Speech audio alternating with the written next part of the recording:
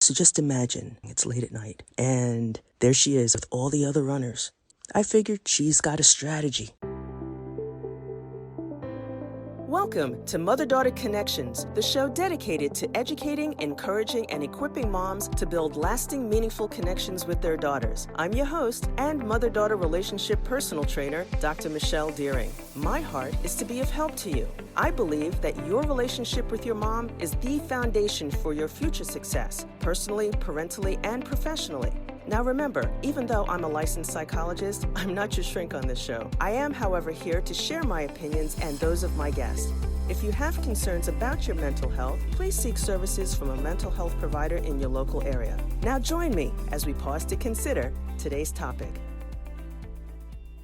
Well, hi there and welcome. I am always excited when you and I get to spend time together. In particular, this time around this year is an Olympic year, so I'm even more excited to actually dive in and start watching some Olympics. I just love seeing our athletes perform at their highest level, not just for the United States, but all around the world. And so I'm just a fan. I love sports. I'm a sports psychologist. I guess that's one of the reasons besides being a former athlete myself. But I believe once an athlete, always an athlete. So I see things through that lens. And so since this is an Olympic year, I'm going to be watching stuff as well as working with my clients. I'm going to be watching stuff on TV. And I wanted to, over the next several weeks, just kind of share some thoughts that I have with you about all things Olympics. And there are always things that can be applied to this motherhood journey that we're on. And so I just wanted to dive in and share with you lessons learned from elite athletes. And of course, it's going to relate to your motherhood journey and your relationship with your daughter. Today, I want to focus in and talk about Athing. Not a thing, Athing Mu. If you haven't heard of her, she is a native of Trenton, New Jersey. Go New Jersey! And her specialty is in the 800-meter race in track and field. And, you know, the Olympic trials came. Everyone in my family knew, yes, Mom's staying up to watch because they always show the premier meet later on in the evening. So they're like, yeah, Mom's going to stay up and watch Athing Mu run in the Olympic trial. So I was really excited. Now, if you don't know anything about Athing Mu, she's a lovely young lady who's from Trenton, New Jersey. As I said earlier, her specialty is in the 800 meter. When she was under the age of 20, before age 19, she actually broke a long-standing record held by Sonia Richards in the event of the 400-meter race. And people knew at that point in time, boy, if she's doing this at the 400 meters, wonder what she might be able to do at the 800-meter level. Well, she eventually won gold in the 2020 Tokyo Olympics in both the 800-meter and the 4x400-meter relay. So she's got game, right? So here I was excited to watch the race. Athing Mu's the favorite. I know she's coming off of a hamstring injury in the past year, and I hadn't seen her show up at any meets, so I figured she was saving herself for the Olympic trials. Totally excited to see her run, so I'm watching on the TV. So just imagine, it's me, my big screen TV, and I'm watching. It's late at night. And there she is on the screen with all the other runners. I figured she's got a strategy. And for 800-meter races, the strategy is usually, at least for the longer distance races, like 800 and above, the strategy is either you hang out in the back or in the middle of the pack, okay, depending on what you know about the kind of kick that you have towards the end of the race. Or you just go straight up to the front and just lead the pack from the beginning because you know that you can outpace everybody for a long period of time. And so I didn't know what her strategy would be, but when the gun sounded and the runners were off, there she was running. She decided to stay in the front of the pack, about in fourth position. And as they're coming around the first 50 meters, I'm thinking, oh man, she looks good. All right, there she is running. And I could even hear the commentators on the screen, on the TV broadcast, saying, oh, something special is going to happen. And so there she was. And then they panned to a front view where you could just see the runners. If you're seeing them on the screen, they're running towards you. So that means they're about to enter into the back 50, the second 50 meters.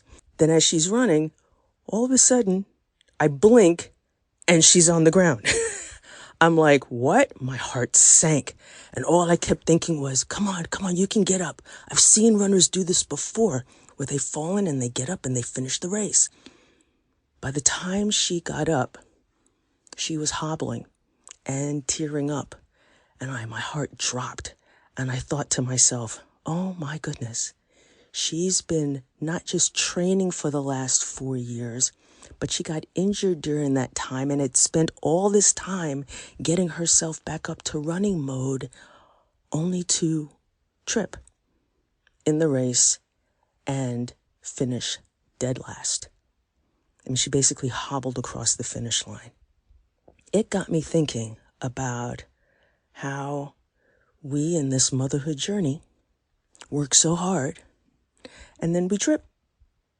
I was so distraught seeing a thing fall that I stopped the recording of the TV show and I rewound it, and I must have played that whole segment of the race about 5 times.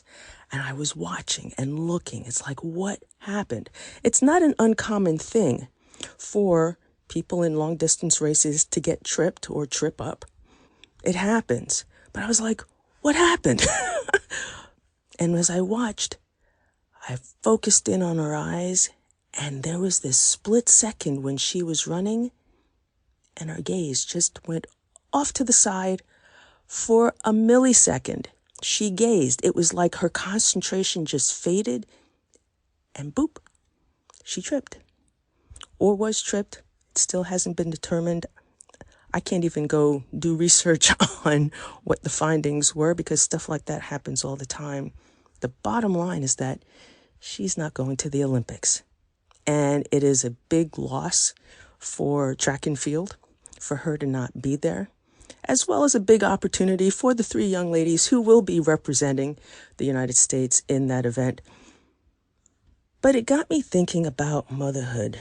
You know, motherhood, you just get this one opportunity to be a mom to your children, and in particular to your daughter.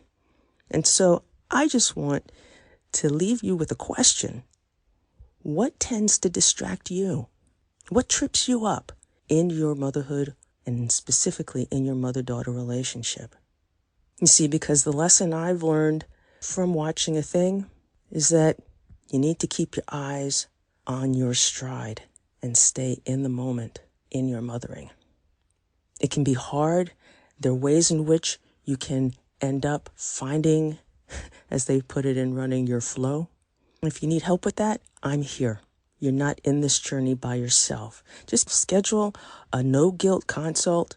Go to bit.ly/no-guilt-consult. That's bit.ly/no-guilt-consult. I'd be happy to help you get back into your flow so that you can win the race that you're running in your motherhood journey with your daughter. I am so glad that we got to spend time together today. Be encouraged. Healthy mother-daughter relationships are possible. They just take one curative connection at a time. I'll see you next week. You've been listening to Mother-Daughter Connections with me, your host and mother-daughter relationship personal trainer, Dr. Michelle Deering. Thanks so much for joining me today. Make sure to subscribe so you don't miss an episode. Share this episode with a friend so they don't miss an episode. And download the resource in the show notes. Until next time, remember to pause to consider how you can connect intentionally so you can improve relationally with your daughter.